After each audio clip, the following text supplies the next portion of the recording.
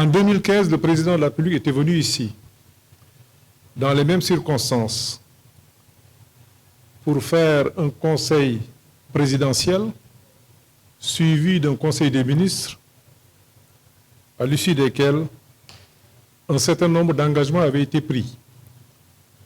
Au total, c'est 200 milliards qui devaient être investis dans la région de Sédhiou pour améliorer la mobilité, parce que cette région est caractérisée par le fait qu'il y a beaucoup d'interruptions au niveau de la mobilité, qu'il fallait désenclaver la région.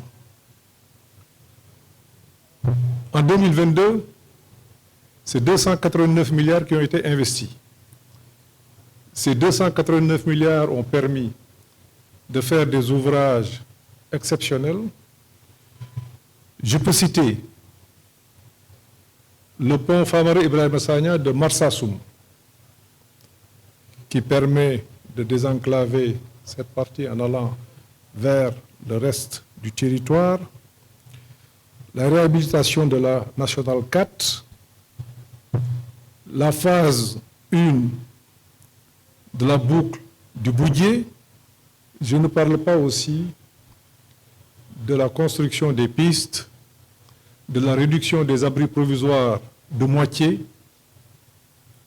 Tout cela a permis à la région de Sédhiou de faire des progrès que le président de la République a pu constater, mais aussi permettre au président de demander au gouvernement de mettre en œuvre un nouveau programme qui cette fois-ci est fixé à 400 milliards. Le président veut accélérer réellement le développement de cette belle région de Sédhiou.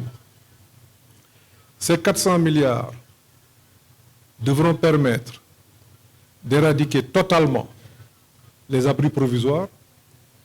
En 2015, il y avait 1198 abris provisoires. En 2022, il en reste encore 673. C'est 352 salles de classe, c'est 262 blocs d'hygiène et administratifs, c'est la construction des lycées de Marsassoum, de Tanaf et l'achèvement de l'IAE de Sédhiou, la construction d'un centre de recherche, la construction de l'ISEP, etc. Les 400 milliards devront permettre de régler essentiellement la question de l'électrification rurale, l'amélioration de la mobilité. Cette fois-ci, sont les pistes de production qui vont être, surtout dans les départements de Bunkiling et de Goudomp, où effectivement il y a des efforts encore à faire, nonobstant ce qui a été fait. C'est le programme d'assainissement, le programme d'électrification et un programme hydraulique qui permettront à cette région de rattraper définitivement son retard, et ceci dans un délai qui n'excédera pas les 3 années à venir.